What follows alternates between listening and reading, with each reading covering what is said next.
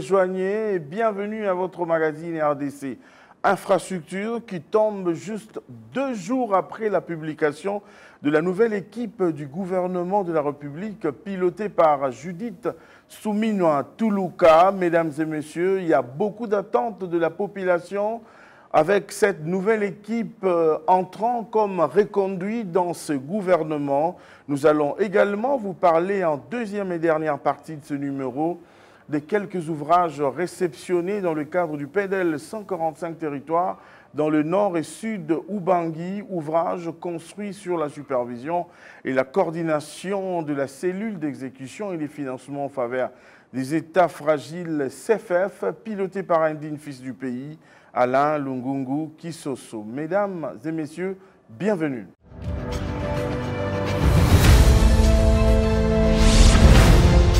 Je vous le disais tantôt que ce numéro coïncide, il tombe 2 jours après la publication du gouvernement de la République. Cette nouvelle équipe qui est pilotée par Judith Suminwa Tuluka, première ministre, le tout premier gouvernement du deuxième quinquennat du président Félix-Antoine Tshisekedi Tshilombo. Beaucoup de priorités, beaucoup d'attentes.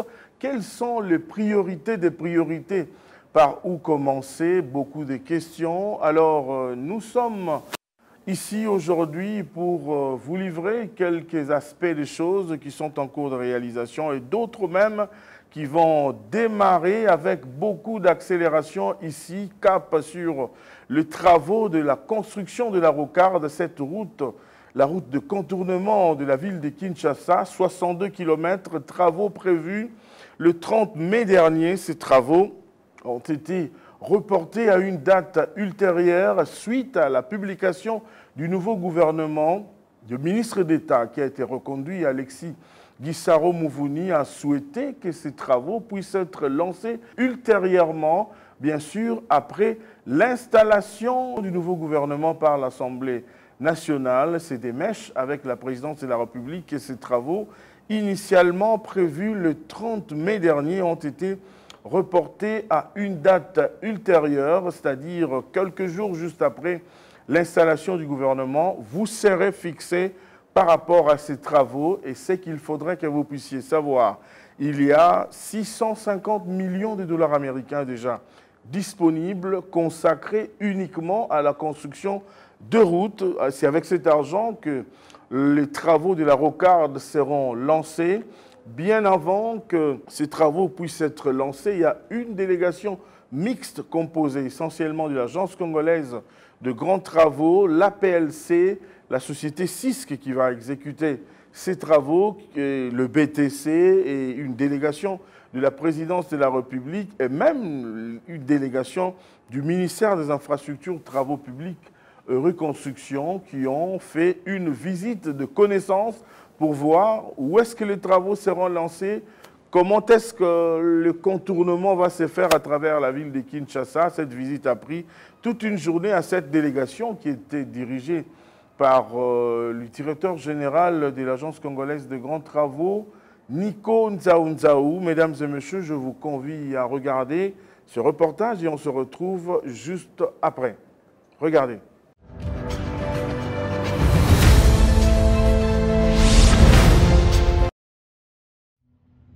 La contrainte majeure qui pèse sur ce projet conçu pour cette route de 63 km qui fera une boucle autour de la capitale de la République démocratique du Congo, c'est l'occupation du tracé qui va exiger des expropriations conséquentes. La délégation conduite par l'ingénieur Nico Nzaou et ses services ce mercredi 15 mai sur le tracé du projet s'en est rendu compte dès le point kilométrique 0 qui est l'entrée de la route Lutendele vers Mboudi. À sa tête, Chrysostome Ilangongo, directeur de cabinet du ministre des ITP. Ce projet est motivé par le souci de désengorger les artères de la capitale et contribuer au développement des aspects touristiques en créant une ceinture périphérique autour de la ville, a fait savoir l'Agence congolaise des grands travaux à ses hôtes du Bureau technique de contrôle, de l'Agence de pilotage et des suivis des conventions, de l'Office de voirie et drainage, du Secrétariat général des ITP, ainsi que ceux de la présidence de la République. La délégation qui a ainsi parcouru tout le tracé du projet a traversé les localités et quartiers Lutendele, Djokol, Ngombi, Ngoudiabaka vers le Congo central, Mitendi, Kimweza et Njili Brasserie. Plusieurs arrêts ont été observés à l'initiative du chef de projet qui a présenté à chaque fois, à l'aide des cartes et autres plans, les différentes facettes du tracé. Des échanges sur site entre parties, l'on retient un souci d'optimisation du tracé de manière à minimiser les impacts sociaux et environnementaux, notamment les expropriations, qui sont un facteur d'accroissement du coût du projet. Ce projet des rocades de la ville de Kinshasa sera exécuté dans le cadre du programme sino-congolais tel que révisé après la signature du 5e avenant le 14 mars dernier. Comme chef de l'État, en tout cas, merci. Courage.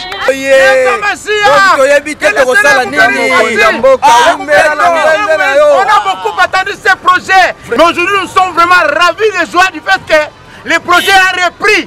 Ravis et joie. Cette route va désenclaver la ville de Kinshasa. L'Agence congolaise des grands travaux, maître d'ouvrage délégué du ministère des ITP et Cisque SA, entreprise contractante, sont prêts pour un début des travaux d'ici la fin du mois de mai. En outre, les deux partenaires du programme sino-congolais projettent le lancement des travaux du tronçon de la route nationale numéro 1 allant de Mweneditu dans la province de la Lomami à Ngouba dans le Haut-Katonga pour la première semaine du mois de juin. Et 7 jours plus tard, un début des travaux sur l'axe Kananga-Kalamba-Mbouji qui sont tous désormais couverts par le financement assuré du programme sino-congolais révisé.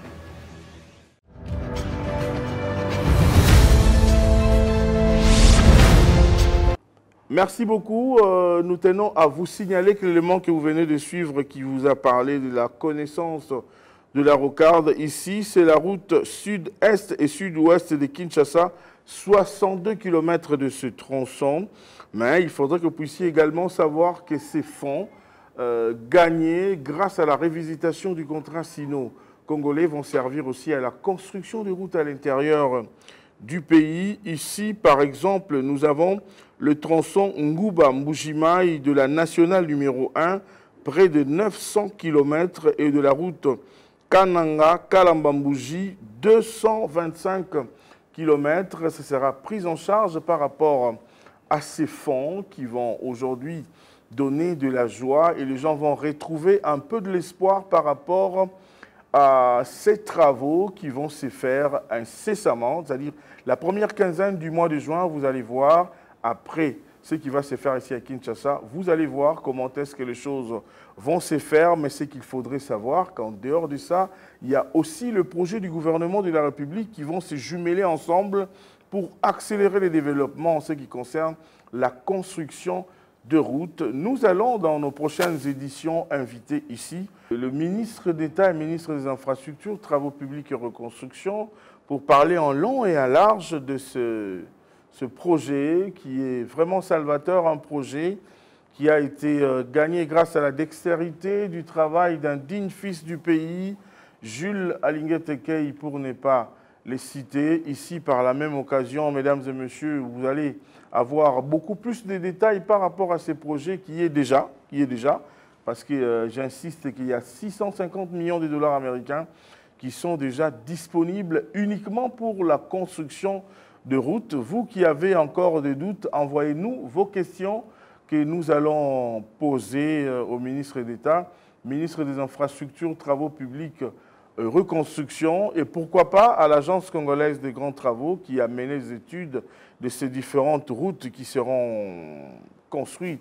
d'ici et là, Nico Nzaou, mais également le directeur général du comité de pilotage, Freddy Chembo, qui est directeur général de l'APLC. Nous allons vous donner encore beaucoup plus de détails par rapport à ce projet qui est déjà une réalité, parce que l'argent est déjà disponible. Parce que nous parlons du nouveau gouvernement, de la nouvelle équipe Judith Soumino Antuluka, il y a quelques ministres qui ont été reconduits, qui n'ont pas démérité. Ici, nous profitons et nous saisissons cette occasion au nom de l'équipe de votre magazine RDC Infrastructure et Développement et au mien propre pour féliciter quelques ministres qui n'ont pas démérité, qui ont été reconduits dans cette nouvelle équipe. Ici, par rapport aux ministres reconduits, je vois ici d'abord le nôtre, le ministre Patrick Mouyaya Katemboué, l'homme du nouveau narratif qui a travaillé, qui a vraiment mouillé les maillots. Voilà ce qui a fait qu'il puisse être reconduit parce que nous avons besoin en RDC d'un ministre très percutant, d'un ministre qui a amené des innovations aujourd'hui du genre les briefings, qui a donné aujourd'hui à toutes les autorités, c'est-à-dire mandataires publics, ministres, le devoir de redevabilité. Nous avons vu au cours du mandat passé, du quinquennat passé du chef de l'État, je voulais dire combien est-ce que des ministres et des mandataires publics ont défilé pour essayer de faire la redevabilité du travail et des fonds alloués et des fonds mis à leur disposition pour travailler pour la Res Publica. Merci et félicitations à Patrick Mouyaya, ministre de la communication et porte-parole du gouvernement de la République. Et là, je vois aussi Alexis Guissaro-Mouvouni, ministre d'État, ministre des ITP. Lui, on a eu des occasions de faire la ronde en République démocratique du Congo, un homme de terrain qui travaille beaucoup pour les résultats. Et là, je vois également le ministre de l'Aménagement du territoire, le très brillant maître Guy Luando Mboyo, avec beaucoup de réformes initiées. Alors, il devait normalement parachever tout ce qu'il a fait. En tout cas, et c'est très important, nous vous encourageons. Et nous vous disons que le peuple attend beaucoup de vous. Être reconduit, ce n'est pas une chance, c'est un privilège, mais c'est plutôt une grande responsabilité. La population congolaise attend beaucoup de vous. Également, le vice-premier ministre Jean-Pierre Liao, qu'on appelle cerveau d'État, lui également a travaillé dans le but beaucoup de réformes qui ont été initiées au niveau de la fonction publique.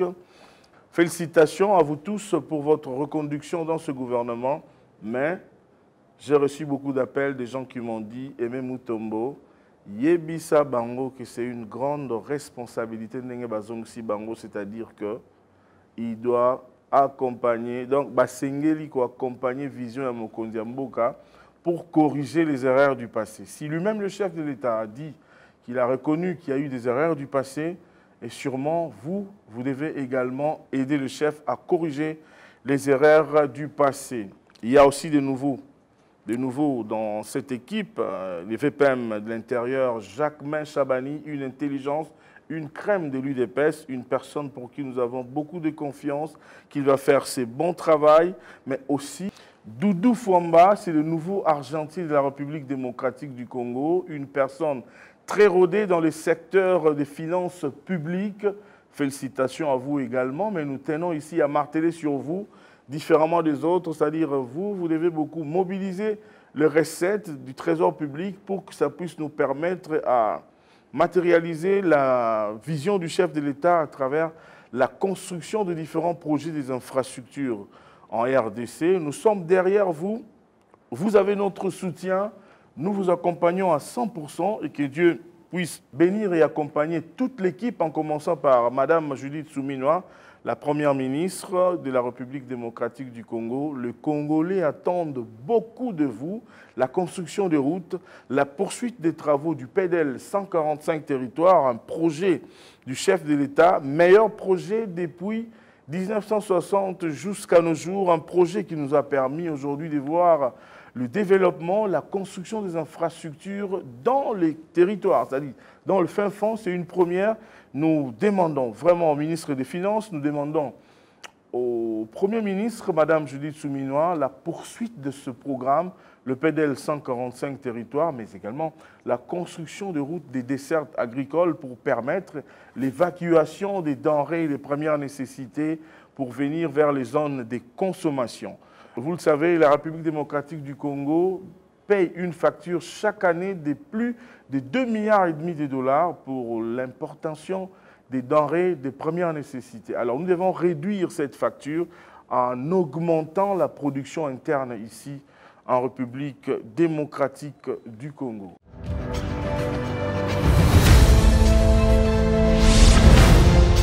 Je vous ai parlé au début de mon speech du PDL 145 territoires. Au cours de ce numéro, nous allons vous proposer, mesdames et messieurs, la réception de quelques ouvrages, écoles, centres de santé et bâtiments administratifs dans le sud et nord Ubangui, dans l'espace Grand Équateur. Ces infrastructures nouvellement construites sont le fruit de la dextérité du travail de la cellule d'exécution et des financements en faveur des États fragiles. J'aime bien encourager les gens qui travaillent pour accompagner le chef de l'État bec et ongle. Ici, je vois Alain Lungungu Kisoso, un digne fils du pays qui est à la tête de cette structure comme coordonnateur. Ils ont réalisé beaucoup d'exploits dans le cadre de ce projet du PDL 145 territoires. Vous allez le découvrir, vous allez découvrir des témoignages des bénéficiaires de ces ouvrages. Je vous laisse découvrir ce reportage des ouvrages réceptionnés dans le cadre du PDL 145 territoires. Regardez.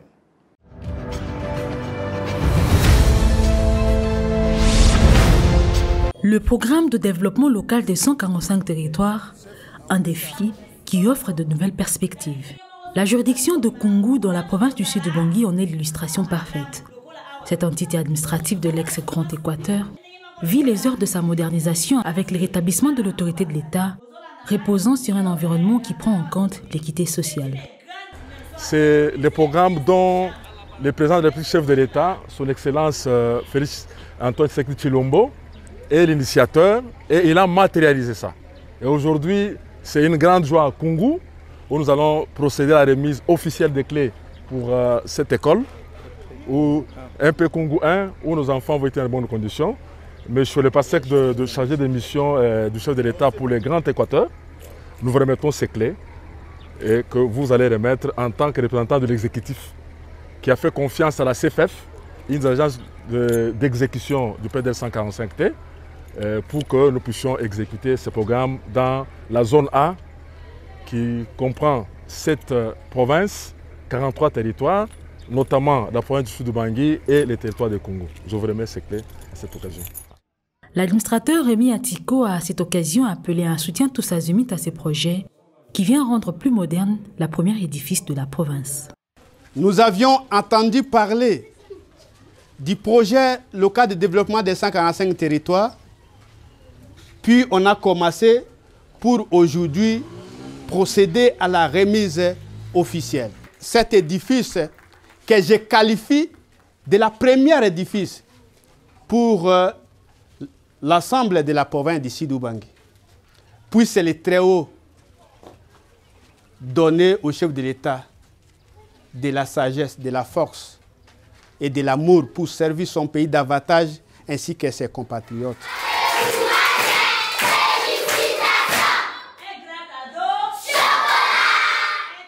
Des salles de classe avec des mélanges de bois et de paille, ces spectacles appartiennent désormais au passé.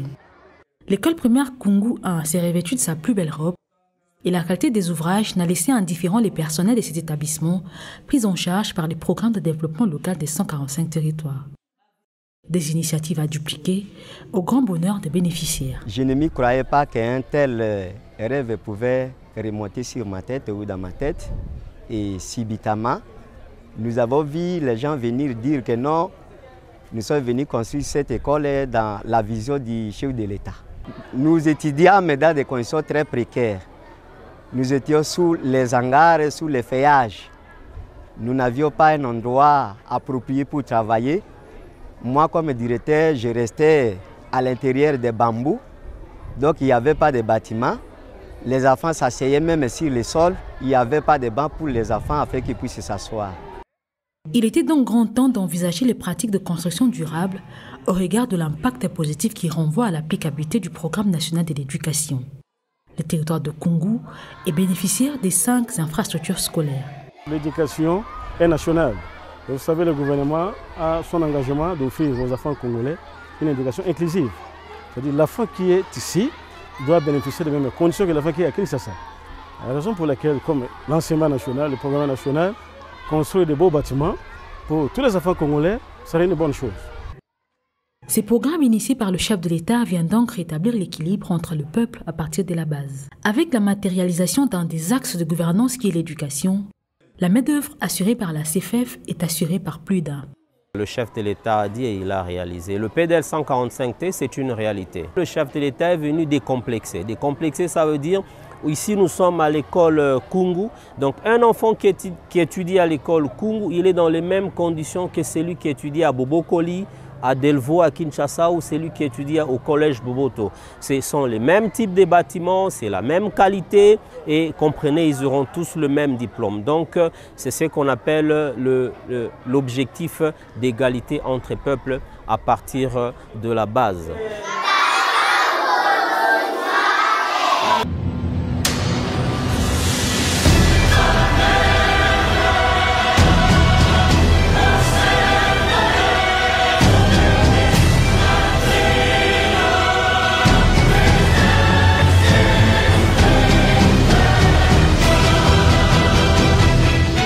awa bana baki masumbula te ata butu po le limero ezali tokozala l'aise po te bana batanga malamu sika wa tozwi etanda ya kitoko pe batima ya kitoko tosepeli makasi penza. Cette marque de reconnaissance à l'endroit du chef de l'État, initiateur du programme de développement local des 145 territoires, est devenue refrain courant dans le Nord Ubangi. Un des éléments symboliques marquant donc le soulagement de tout un peuple. Cette satisfaction trouve son sens avec notamment la construction des bâtiments et infrastructures modernes permettant à la province de vivre ces instants de modernisation. Le territoire de Businga, premier bénéficiaire du programme de développement local de 145 territoires. La juridiction, qui ne disposait d'un bâtiment administratif moderne, peut désormais se comparer aux juridictions d'ailleurs. C'est ainsi que l'administrateur du territoire n'a pas gardé sa langue en poche.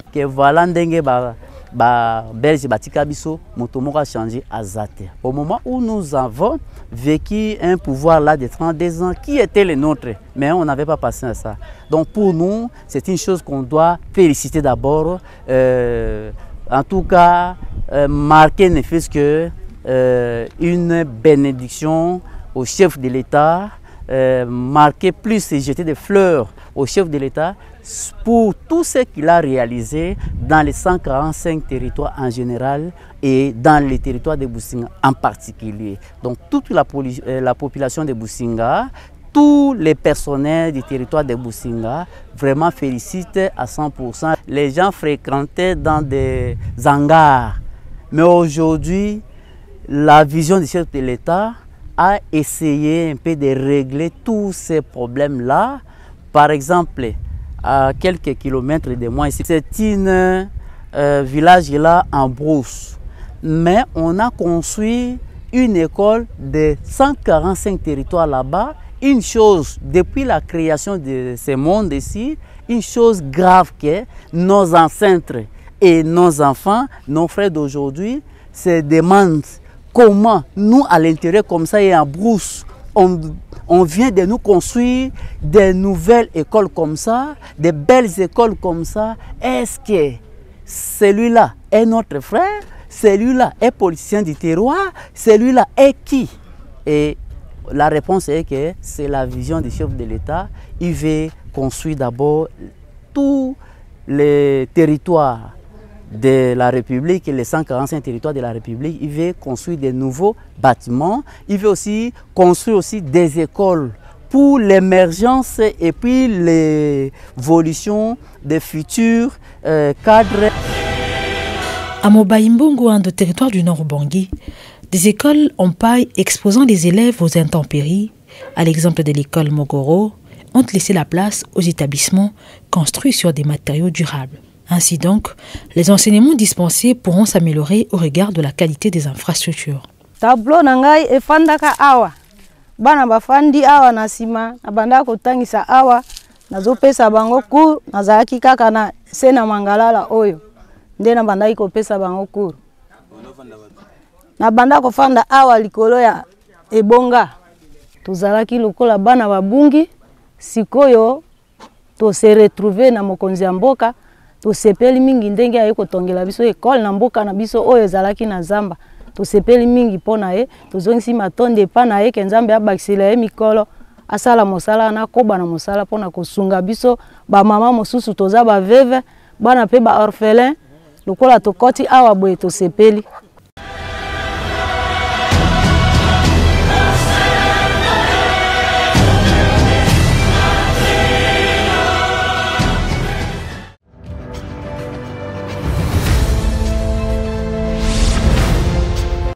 C'était pour nous un grand plaisir de vous savoir très nombreux devant vos petits écrans pour nous suivre pour ce numéro. Nous vous disons infiniment merci de l'attention particulière que vous nous avez accordée. Le rendez-vous est pris pour le prochain numéro. Mais entre-temps, si vous n'êtes pas encore abonné sur notre chaîne YouTube Aimé Mutombo, abonnez-vous massivement pour ne rien rater, en rapport bien sûr avec tous les différents projets qui se matérialisent à travers la République démocratique du Congo, la RDC, des projets initiés par les gouvernements de la République sous l'impulsion du chef de l'État, Félix-Antoine Tshisekedi Tshilombo, président de la République, cet homme qui a un grand rêve, une grande passion de transformer la République démocratique du Congo en dotant bien sûr des infrastructures routières, comme vous le voyez, des infrastructures aéroportuaires, des infrastructures scolaires, infrastructures sanitaires, administratives, bref,